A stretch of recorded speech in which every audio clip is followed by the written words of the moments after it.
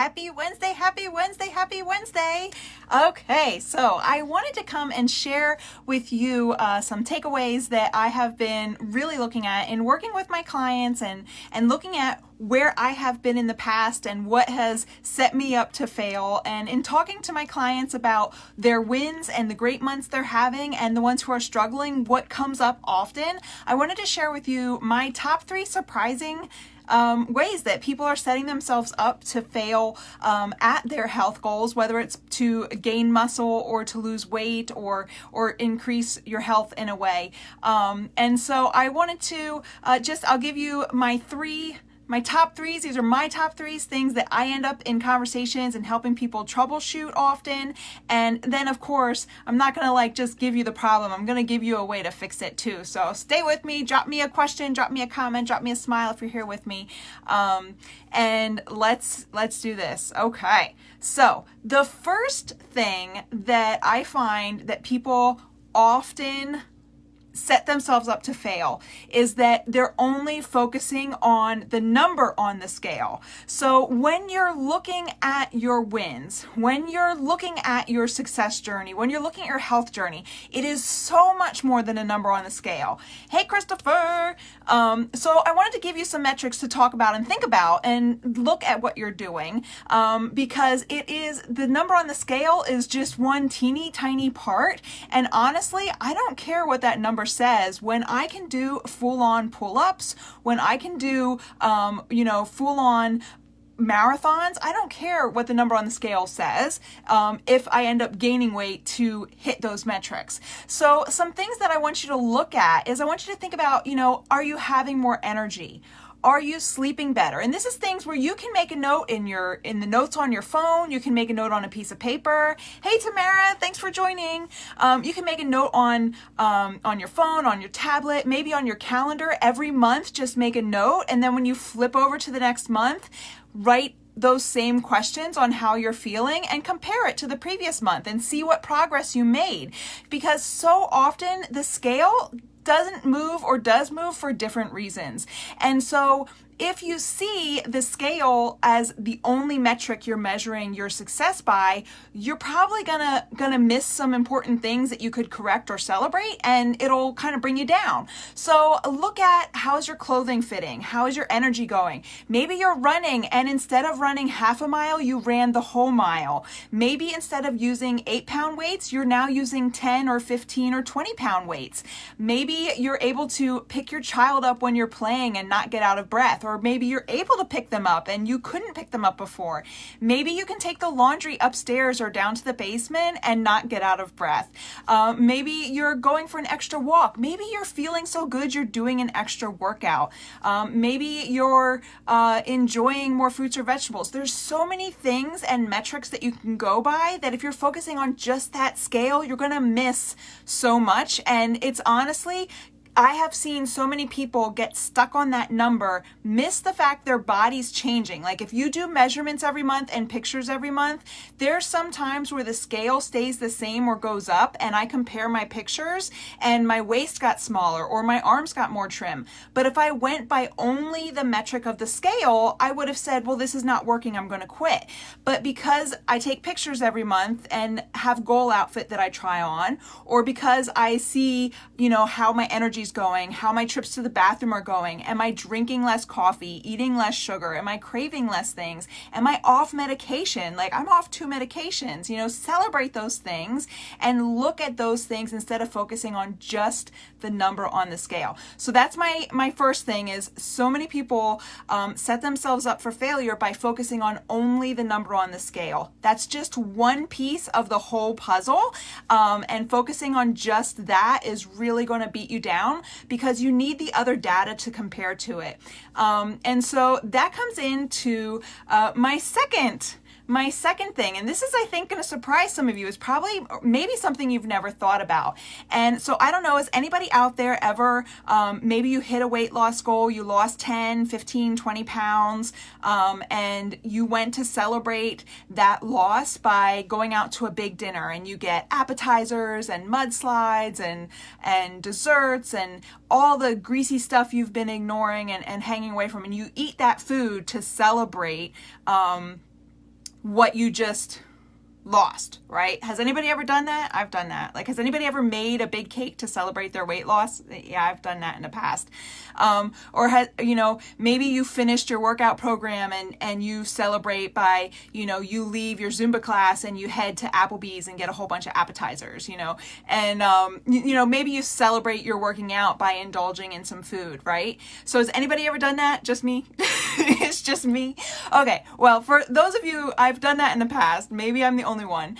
But what I want you to consider is, here's the thing that I realized is instant gratification and buying what we want the second we see it, the second we see it on Amazon, the second it's advertised on Facebook, the second that we get asked to buy something, the second the new outfit comes out or the new nails come out or the new hair, like the second something comes out, we're such a consumer instant gratification society that we just grab it. I mean, I think like so often we're using credit cards to buy those things that we want now, and it kind of takes away working for something and giving you an opportunity to celebrate and reward yourself. We kind of are breaking, I feel like we are breaking our internal metrics of rewarding ourselves with something that's actually healthy, because if you just evicted 15 pounds and you've had an unhealthy relationship with cakes and things, and don't get me wrong, I eat cake and I eat greasy food.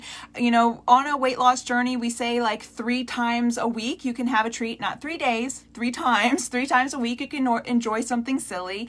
So I'm not saying don't ever have those things. I'm just saying to celebrate your success, you want to celebrate I'll give you some ideas, like, buy a new outfit, buy new shoes, maybe get your nails done, get your hair done, get a makeover, get new makeup, get a new skincare treatment, get a massage, go for a hike, invest in a new workout program, buy something to celebrate that success. And you can do a lot of things to celebrate without spending money. But I feel like so often we're buying whatever we want now that we're missing the opportunity to actually treat ourselves to something when we do meet a mark. And I have to tell you, having evicted 120 pounds, having been on this journey for 3.5 years after 20 years of yo-yo dieting, like having been that person in the past, where I am today, I can tell you there's so many times I quit because I didn't reward myself or celebrate those wins. Like I've had people say I only lost 5 pounds. It's like, you lost 5 pounds. Did you have any cake the last 2 weeks? Yes. You had cake and you lost 5 pounds. Did you have any soda? Yes. Like, oh my gosh. So you had soda and cake and you lost 5 pounds. That's amazing. And just taking that mindset flip, right? And celebrating it. But guys, if you don't celebrate the wins on the journey, if you're only waiting until you get to some big mark to celebrate, it's going to be that much harder and you're going to throw in the towel before you get there. And so I feel like you're setting yourself up for failure or for like quitting if you aren't giving yourself the opportunity to earn something. So if we're just buying whatever we want and putting it on a credit card the second we want it, we're missing the opportunity to earn that book, to earn those nails, to earn that makeup, to earn that massage. And then it makes it that much more special. Not to mention, you'll save a little more money too, because I know that's probably one of the number one things I hear people say is that they don't have enough money to work on their health. But then in reality, I think if we went through our check registers or went through our online banking, we would see we are enjoying life and spending things, right? And so what I love is I took my Dunkin' Donuts money, sorry guys, but I took my Dunkin' Donuts money and this handful of vitamins and my 2 prescriptions, and I took those bills out of my budget. And that's how I got started in my program. So I just moved the money to something that's going to build my health and help me be better. And I'm not saying don't do those things. I'm not saying don't get a massage. I mean, I bought some awesome nails, like stickers. Like I've got some awesome stuff. I've invested in myself, but I didn't, buy it instantly every time. I waited, and it's something that I'm doing as a reward to myself. And I want to encourage you that if you are just buying whatever you want the second you want it, I know when I did that, I was trying to make myself feel better. I didn't really need the things I was spending money on. I was just trying to make myself feel better, because in reality, my energy was low. I was like, at that time, like depressed, like hiding and just trying to feel good.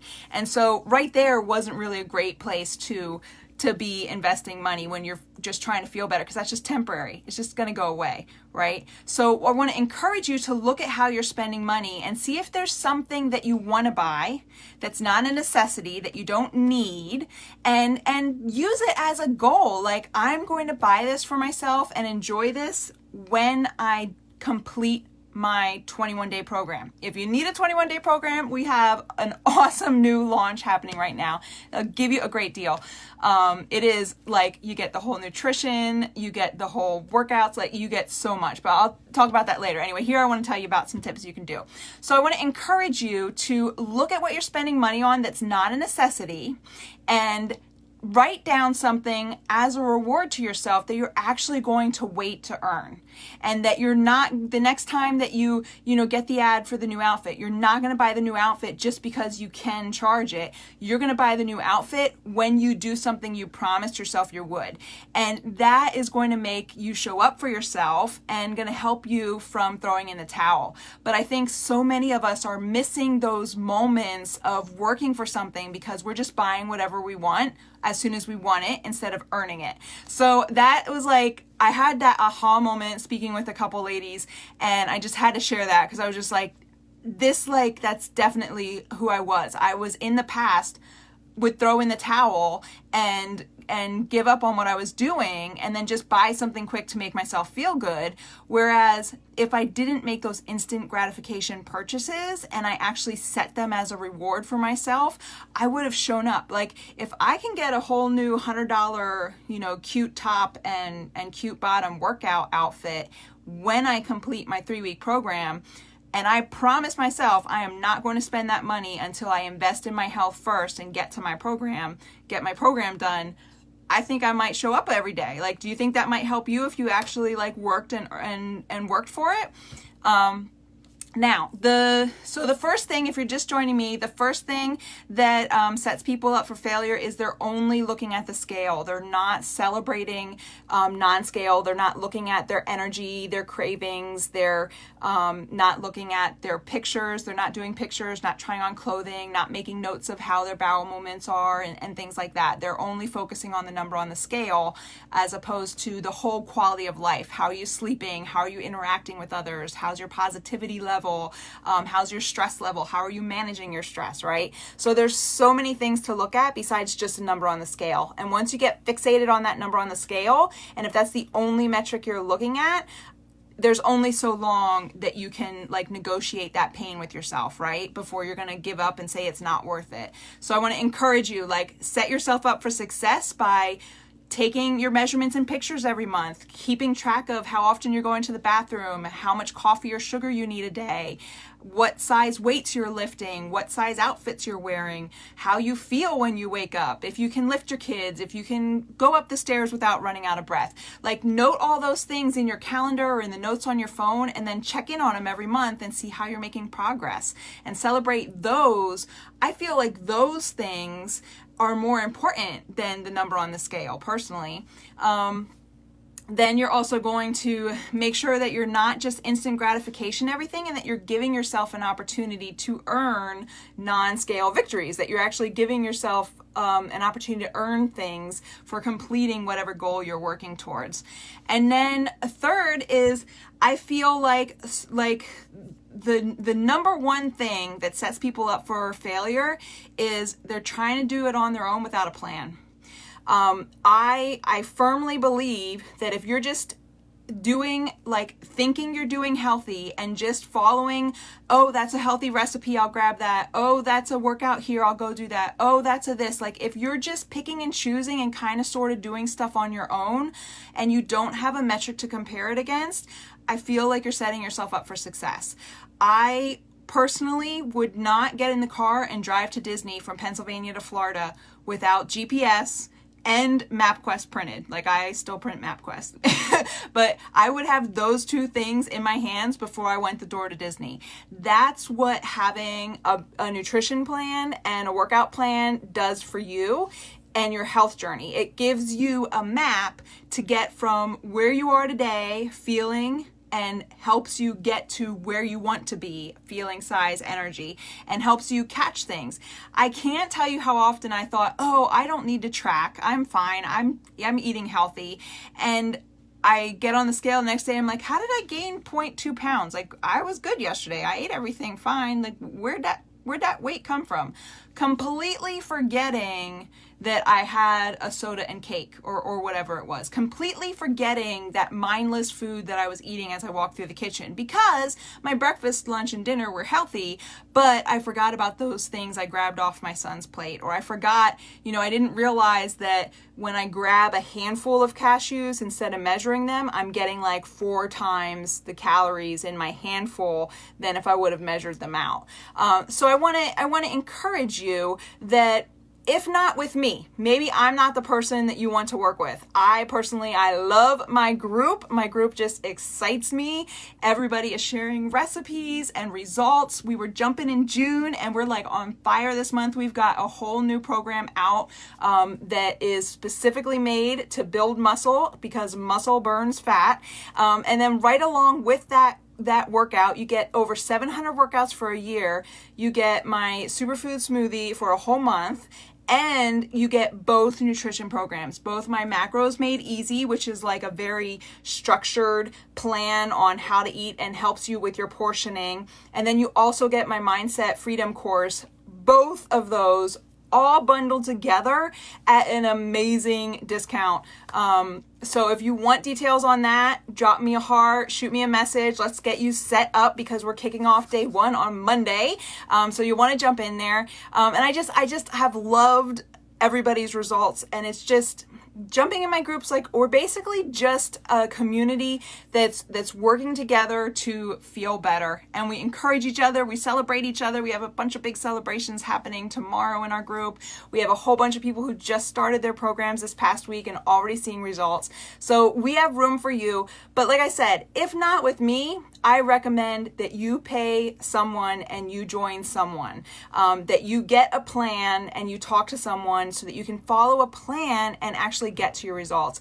Because when you kind of sort of try and you kind of sort of like are just going in thin air, if you're not tracking and having someone with knowledge go through your tracker, if you're not following a plan and catching those seemingly small things, you're going to miss those seemingly small things that could actually make a difference. I can't tell you how many times I get someone's tracker, we go through the tracker together, and in 2 days I get a message almost every time without fail, oh my gosh, I'm down 3 pounds just making that small trick. Just making that small change.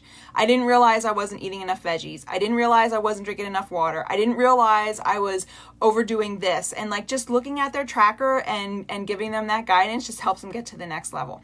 So I hope this was helpful. Specifically, I would love to know, what non-scale victories do you celebrate, and how do you reward yourself when you do the hard thing? Because it can be a challenge. It can be hard to change how you're eating and change your habits, especially if you're the only one in your household. In which case, that's even more of a reason to join me and our crew, because if you're the only one doing this, you need support from others who are doing it so that you don't have to feel alone in your house, and you can have us to lean into. And then, of course, more fun with others. Like, the more we have people joining us and celebrating each other, the more friendships and connections. Like, I tell you, I almost feel guilty sometimes for how amazing I have felt the last 3 months with this community around me. And I just feel so honored. And it's just, I feel like I have a purpose. Like, I truly feel I have found my purpose, and I enjoy getting to break things down and help others and get them started. So I hope these tips were helpful. I'd love you to start focusing on more than just that number on the scale, and share how you're going to celebrate your next goal. What's your next big goal you're working towards, and what's your next small one? Like, sometimes I say, just grab your glass of water and end your day with a glass of water, and then do a little party dance. Like, wiggle your butt, do a little dance, and high five yourself and celebrate. Just that is enough to celebrate, and that'll give your body, give your mind just a little bit of a boost of endorphins, and just help encourage you to keep going. And that's it. Like, be here in a year. be here in a year. Just keep going. Just keep going. So I'd love to hear what you're going to do to celebrate. I'd love to know if you're up for my instant gratification challenge, where you're going to actually, instead of buying everything you want as soon as you see it, you're going to actually get excited and take a picture of that thing you want to buy and wait to buy it until you hit your goal. Maybe your goal is a week of meal prepping. Hey, if you want to, buy an extra set of nails, or get a manicure for yourself, or get a facial for yourself after you meal prep for the first week, celebrate that. Celebrate that. I would love to hear how you're going to celebrate, or what your thoughts are on that. And like I said, get a plan, get a crew, get a plan, and get it done. So I'll see you guys later. Have a great night.